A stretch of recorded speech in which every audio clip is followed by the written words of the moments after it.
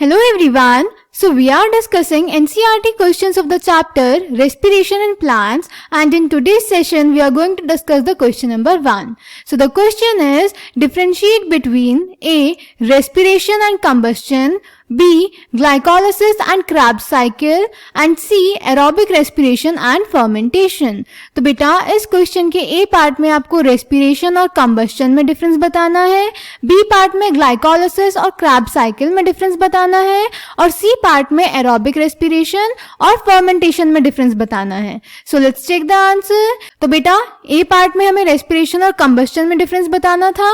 तो बेटा जो रेस्पिरेशन होता है, इस प्रोसेस में हम फूड का ब्रेक डाउन करते हैं एनर्जी लिबरेट करने के लिए, एनर्जी प्रोड्यूस करने के लिए. So respiration, it is the process of break down of food to liberate energy.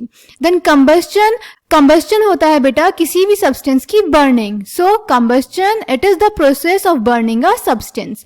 Then respiration बेटा एक बायोकेमिकल प्रोसेस है, यानी ये लिविंग ऑर्गेनिजम्स की बॉडी के अंदर होता है और इसमें बायोमोलिक्यूल्स पार्टिसिपेट करते हैं. So respiration, it is a biochemical process. Then combustion बेटा एक फिजियोकेमिकल प्रोसेस है, यानी ये लिविंग ऑर्गेनिज्म के अंदर नहीं होता, बाहर होता है, और इसमें किसी भी सब्सटेंस की फिजिकल और केमिकल प्रॉपर्टीज दोनों चेंज होती हैं. So combustion, it is a physiochemical process. Then respiration बेटा एक सेलुलर प्रोसेस है, यानी सेल के अंदर होता है. So it is a cellular process. और कंबस्शन बेटा एक नॉन सेलुलर प्रोसेस है, यानी सेल के बाहर होता है. It is a non cellular process. Then respiration बेटा एक मल्टी स्टेप प्रोसेस है. रेस्पिरेशन बहुत सारे स्टेप्स की फॉर्म में होता है, तो respiration it is a multi step process. और कंबस्शन एक सिंगल स्टेप प्रोसेस है. So it is a single step process.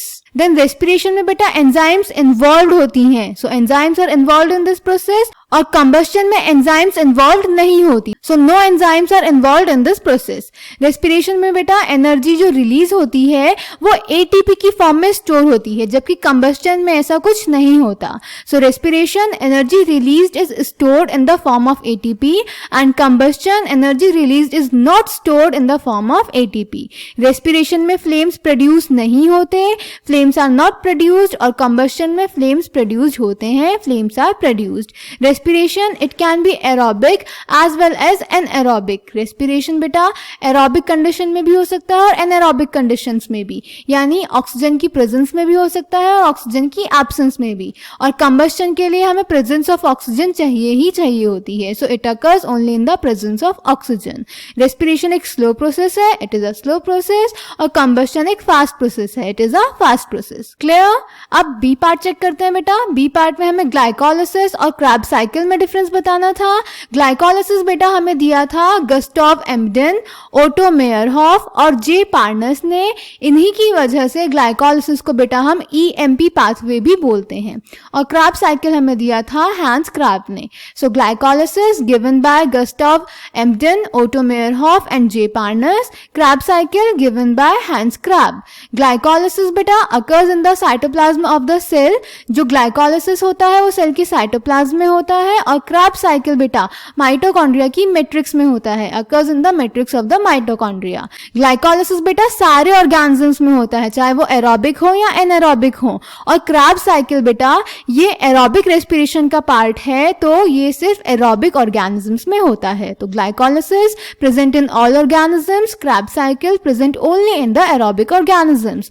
Glycolysis में बेटा ग्लूकोज का पार्शियल ऑक्सीडेशन होता है, जिसकी वजह से ग्लूकोज से एक ग्लूकोज मॉलिक्यूल से दो पायरुविक एसिड के मॉलिक्यूल्स बनते हैं. और Krebs साइकिल में बेटा, Krebs साइकिल को हम टीसीए साइकिल भी बोलते हैं. इसमें acetyl group oxaloacetic acid that is OAA और वाटर के साथ रिएक्शन शो करता है, कंडेंसेशन शो करता है और सिट्रिक एसिड बनाता है. Clear? So glycolysis, in this process glucose undergoes partial oxidation to form two molecules of pyruvic acid. And Krebs cycle, the TCA cycle starts with the condensation condensation of acetyl group with oxaloacetic acid, that is OAA, and water to yield citric acid. Glycolysis का substrate यानी glycolysis किसके साथ start होता है? Glucose, और Krebs cycle का substrate होता है acetyl CoA. Glycolysis substrate is glucose, Krebs cycle substrate is acetyl CoA.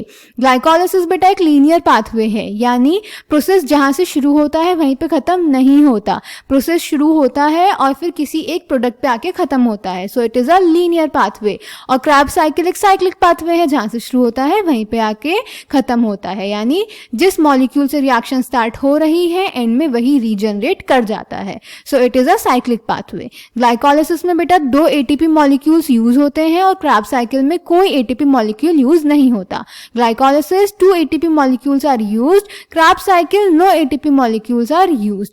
Glycolysis single pathway produces 4 ATP molecules and 2 NADH plus H plus molecules. Glycolysis के एक पाथवे में 4 ATP molecules और 2 NADH plus H plus molecules produce होते हैं. और Krebs cycle की single cycle में 1 GTP molecule, 1 FADH2 molecule and 3 NADH plus H plus molecules produce होते हैं. Single cycle produces 1 GTP molecule, 1 FADH2 molecule and 3 NADH plus H plus molecules. Glycolysis में बेटा CO2 evolve नहीं होती, no CO2 is evolve, और Krebs cycle में CO2 evolve होती है, CO2 is evolve. Then glycolysis enzymes taking place in the process are located in the cytosol. Glycolysis में जो एंजाइम्स इन्वॉल्व होती हैं वो साइटोसॉल में प्रेजेंट होती हैं, और क्रैब साइकिल में जो एंजाइम्स इन्वॉल्व होती हैं वो माइटोकॉन्ड्रिया के मैट्रिक्स और इनर मेम्ब्रेन में प्रेजेंट होती हैं. Enzymes taking place in the process are located in the matrix and inner membrane of mitochondria. Clear? तो ये था बेटा बी पार्ट. अब सी पार्ट चेक करते हैं. सी पार्ट में हमें एरोबिक रेस्पिरेशन और फर्मेंटेशन में डिफरेंस बताना है. एरोबिक रेस्पिरेशन बेटा वो रेस्पिरेशन होता है जो ऑक्सीजन की प्रेजेंस में होता है, और फर्मेंटेशन बेटा एक टाइप का एनारोबिक रेस्पिरेशन है, यानी वो प्रोसेस है जो या तो ऑक्सीजन की एब्सेंस में होता है या फिर उसकी लैक में होता है, उसकी कमी में होता है.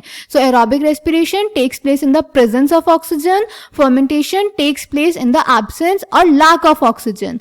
एरोबिक रेस्पिरेशन में बेटा किसी भी रेस्पिरेटरी सबस्ट्रेट का कंप्लीट ब्रेकडाउन होता है और फर्मेंटेशन में incomplete breakdown. Aerobic respiration it is द complete breakdown of the respiratory substrate, and fermentation it is the incomplete breakdown of the respiratory substrate. Then aerobic respiration के जो end products होते हैं वो होते हैं CO2 और water. और fermentation की अगर बात करें तो fermentation बेटा 2 टाइप का होता है. alcoholic fermentation, उसका end product होगा ethanol, और lactic acid fermentation, और उसका end product होगा lactic acid. Clear? So aerobic respiration end products are CO2 and H2O. Fermentation end products are ethanol in alcoholic fermentation and lactic acid in lactic acid fermentation. Aerobic respiration बेटा cytoplasm और mitochondria में होता है, और fermentation सिर्फ cytoplasm में होता है. So aerobic respiration it occurs in the cytoplasm and mitochondria. Fermentation it occurs in the cytoplasm. Aerobic respiration produces large amount of energy.